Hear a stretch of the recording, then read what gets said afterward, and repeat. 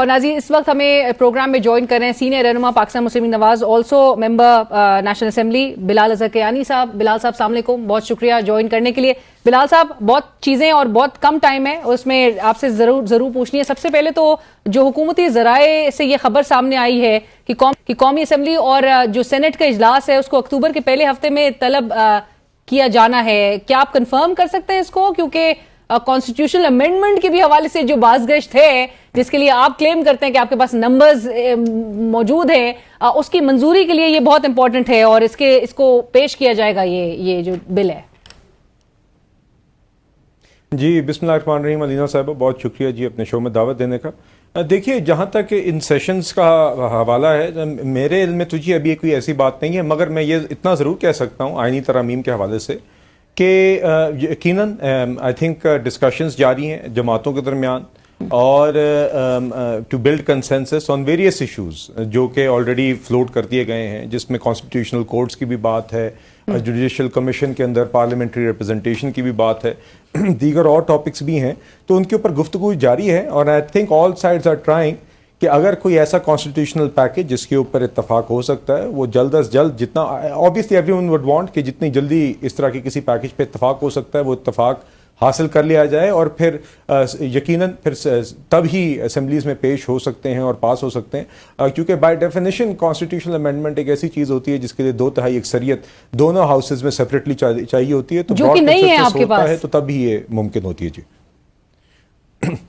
جی دیکھیے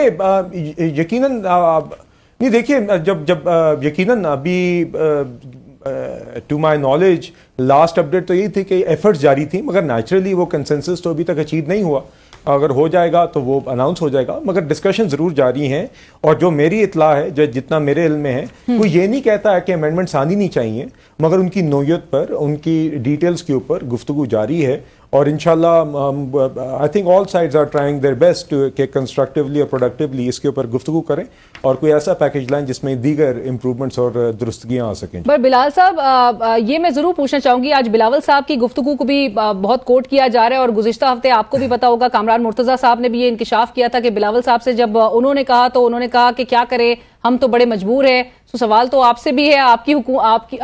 جو ہے وہ اس کو اسٹیئر کر رہے ہیں، اس حکومت کو ڈرائیونگ سیٹ پہ ہے، آپ کی جماعت کی بھی کچھ مجبوریاں ہیں جو کہ یہ آئینی ترمیم کی طرف یہ معاملے کو پھر لے کے جانے کی اٹیمپٹ کی جائے گی؟ نہیں جی، دیکھیے اس کا مجبوریوں سے کوئی تعلق نہیں ہے، اس میں تو کافی ساری چیزیں ایسی ہیں جو اس ادھورے چارٹر آف ڈیموکریسی کا حصہ ہیں جس کی کچھ امپلیمنٹیشن ابھی تک ادھوری ہے۔ تو یا تو ہوتا کہ یہ نئی بات اچانک آئی ہوتی، کانسٹیٹیوشنل کورٹس کی بات تو تب سے چل رہی ہے، اور اس کے اوپر بلکہ پیپلز پارٹی اور PMLN کی بات بھی ہوئی تھی prior to forming government in earlier دس ایئر کہ چارٹر آف ڈیموکریسی کے ریمیننگ حصوں کے اوپر بھی آگے کوئی charter of democracy, with all due respect Bilal صاحب، چارٹر آف ڈیموکریسی میں بھی تو اور بھی بہت نکات ہیں، ہارس ٹریڈنگ اور فلور کراسنگ کے بھی حوالے سے آپ کو یاد ہوگا چارٹر آف ڈیموکریسی کا پوائنٹ نمبر 23 ہے جو very clearly sets to prevent corruption and floor crossing all votes for the Senate and indirect seats will be by open identifiable ballot. Those violating the party discipline in the poll shall stand disqualified by letter from the parliamentary party leader to the concerned speaker or the chairman Senate with a copy to the election commission. میں آپ کو کوٹ and quote یہ آپ کو پڑھ کے سنا رہی ہوں اس وجہ سے کہ ہم ایسے کیوں کر رہے ہیں کہ کوئی نکات جو ہے جو سوٹ نہیں کرتے اس کو اگنور کر دیا جائے، جو سوٹ کرتے ہیں اس پر اتنے سالوں کے بعد جو ہے وہ امپلیمنٹ کرنے کی طرف آ جائیں۔ نہیں دیکھیے بات یہ ہے، میں آپ سے صرف یہ کہہ رہا ہوں کہ یہ تو پارٹیز نے آپس میں اتفاق سے طے کرنا ہوتا ہے نا، 2/3 of national assembly and 2/3 of senate have to decide کہ آج وہ کس چیز پہ اور اس کی تفصیلات پہ اتفاق کر لیتے ہیں۔ کانسٹیٹیوشنل کورٹس کے میں یہ کہنے کا مقصد یہ ہے، یہ کوئی نئی بات نہیں ہے، یہ بات تقریباً کوئی پچھلے 18 سالوں سے چلتی آ رہی ہے، اور یہ اسی کی ایک کنٹینیویشن ہے۔ دوسری چیز کے اوپر میں خاص طور پہ پرسنلی کہنا چاہوں گا، جوڈیشل کمیشن کے اندر پارلیمنٹری ریپرزنٹیشن بڑھانے کے لیے 2 ممبرز ٹریجری سے، 2 ممبرز اپوزیشن سے، میرے خیال سے تو میں بالکل اس کو اسٹرانگلی اس کو سپورٹ بھی کرتا ہوں، اور ایک ایسی چیز ہے جو ہونی چاہیے، اور اپوزیشن کی تو بلکہ اس میں پہلی دفعہ ریپرزنٹیشن آئے گی، اور یہ تو ہمیں موجودہ سیٹ اپ میں تو ہمیں نوے آپ کہہ سکتے ہیں کہ اگر ہم صرف اپنے سیاسی مفاد دیکھ رہے ہوتے تو ہمیں سوٹ نہیں کرتی۔ تو دیکھیے یہ اوور آل جو پیکج ہے اس کی ساری تفصیلات کے اوپر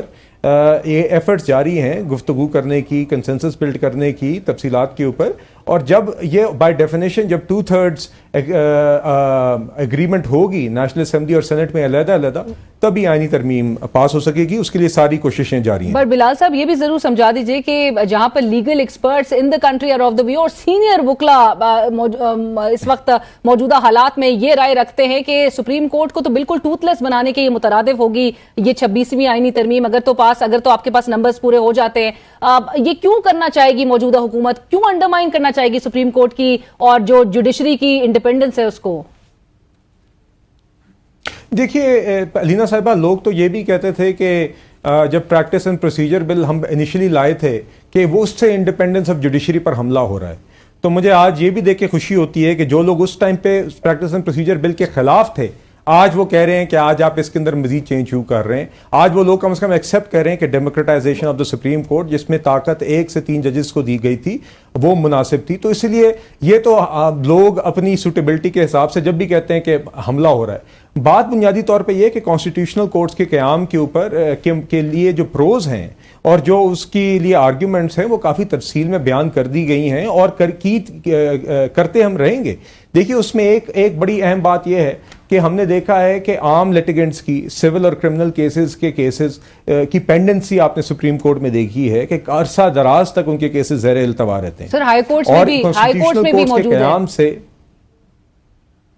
जी, तो कॉन्स्टिट्यूशनल कोर्ट से एक ये फायदा होगा आपको कि ये लोड जो है इस तरह के केसेस का, जिसमें अक्सर फुल कोर्ट बेंचेस फॉर्म हो जाते हैं, पूरा हफ्ता सारे जजेस या मेजॉरिटी जजेस एंगेज हो जाते हैं अहम कॉन्स्टिट्यूशनल इश्यूज के ऊपर, जिसकी वजह से आम केसेस जो हैं वो ज़ेर इल्तवा होते हैं। हजारों की तादाद के अंदर केसेस पेंडिंग है। हमारे मुल्क के रियासती निज़ाम का एक बहुत अहम इशू है पेंडेंसी ऑफ केसेस, ये उसको भी एड्रेस करता है और एक स्पेसिफिक कोर्ट फॉर्म हो जाएगा जिससे आम लिटिगेंट के लिए भी आसानी होगी और कॉन्स्टिट्यूशनल इश्यूज के ऊपर एक सेपरेट कोर्ट बन जाएगा। देखिए ये कोई ऐसी चीज है जो अनहोनी नहीं है, जो दुनिया में और कहीं नहीं है, इसके ऊपर बहस हो सकती है। राइट, बट ऐसा तासुर क्यों जा रहा है बिलाल साहब के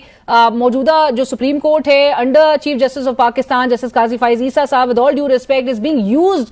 to pave way for this amendments enactment. आप लोग को मौलाना साहब का भी स्टांस क्लियर है, अगर उनकी तरफ से रिफ्यूजल है तो आप क्या एक ऑल्टरनेटिव रूट की तरफ जाना चाह रहे हैं और डिलिबरेटली? नहीं जी, कोई ऑल्टरनेटिव रूट नहीं है। बात यह है कि at the end of the day हमने 2/3 of members of the national assembly और 2/3 of the members of senate के मिनिमम हमें एक एग्रीमेंट चाहिए होगी on any constitutional package for it to pass through. तो उसके लिए तो बिल्कुल पार्लियामान खुद मुख्तार भी है और पार्लियामान के मेंबर्स ही इसका फैसला करेंगे। तो पार्लियामेंट के अंदर जब इतने मेंबर्स इत्तेफाक कर लेंगे तो कॉन्स्टिट्यूशनल पैकेज के ऊपर यकीनन पैसेज उसका पॉसिबल होगा। मौलाना साहब अगर नहीं होंगे बिलाल साहब तो फिर क्या सिनेरियो होगा? देखिए बात यह है, वंस अगेन जैसे कि मैंने कहा, हम तो बिल्कुल चाहते हैं कि मौलाना साहब साथ हों और इसके लिए उनके साथ एंगेजमेंट्स भी जारी हैं। अब देखिए तो इसलिए ये डिस्कशंस का हिस्सा है। मैं उम्मीद करता हूं कि मौलाना साहब भी इसका हिस्सा होंगे और जैसे कि मैंने कहा कि जब 2/3 ऑफ ईच हाउस, चूंकि ये एक ऐसा कॉन्स्टिट्यूशनल अमेंडमेंट एक ऐसा बिल होता है जो कि जॉइंट सिटिंग में भी पास नहीं हो सकता, इसको 2/3 अक्सरियत से नेशनल असेंबली ने अलहदा, 2/3 अक्सरियत से सेनेट ने अलहदा पास करना होता है। तो ये तभी मुमकिन होगा और इसके लिए सारी एफर्ट्स जारी है और हम उम्मीद करते हैं मौलाना साहब भी उसका हिस्सा होंगे जी। और जो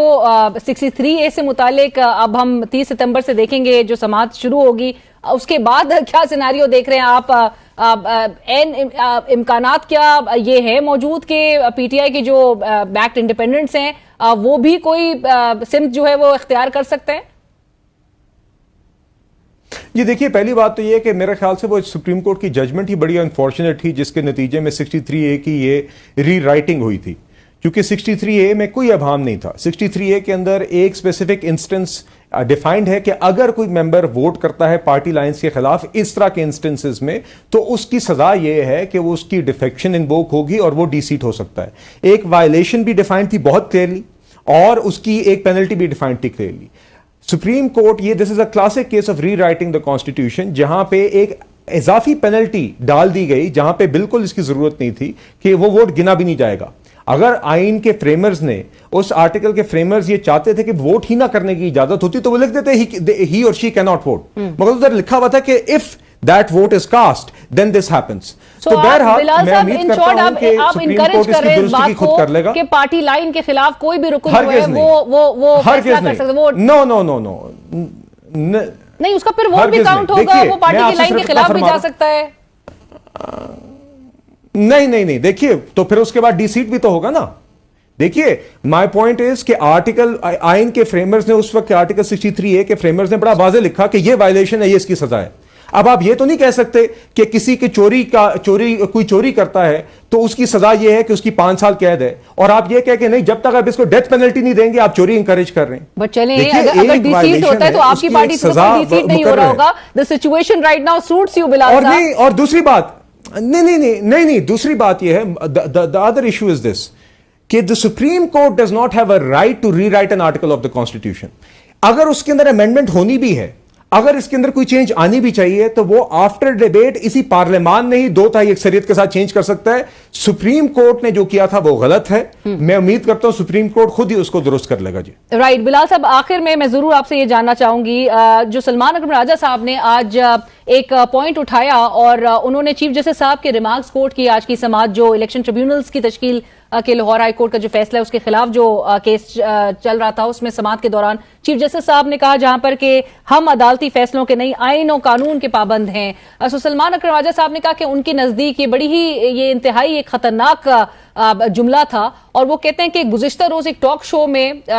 नून लीगी रहनुमा ने यही बात जो है वो की थी जो आज चीफ जस्टिस साहब ने दोहराई। सो बज़ाहिर एक इंप्रेशन जो कि पाकिस्तान तहरीक इंसाफ और उनके सेक्रेटरी जनरल हैं, क्योंकि सलमान अकरम राजा साहब वो ये इंप्रेशन देने की कोशिश कर रहे हैं या वो एक तासुर ये दे रहे हैं कि आप और चीफ जस्टिस साहब या आपकी जमात और चीफ जस्टिस साहब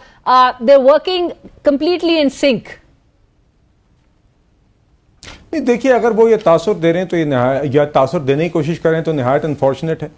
तो अगर तो उनको good to see you courts की ख्वाहिश है तो वो एक अलहदा बात है, मगर देखिए बुनियादी बात यही है कि सब आइन और कानून के पाबंद हैं। ट्राइकोटमी ऑफ पावर जरूर है, सुप्रीम कोर्ट का उसमें यकीनन एक अहम किरदार है, पार्लियामान का शायद उससे भी ज्यादा अहम किरदार है।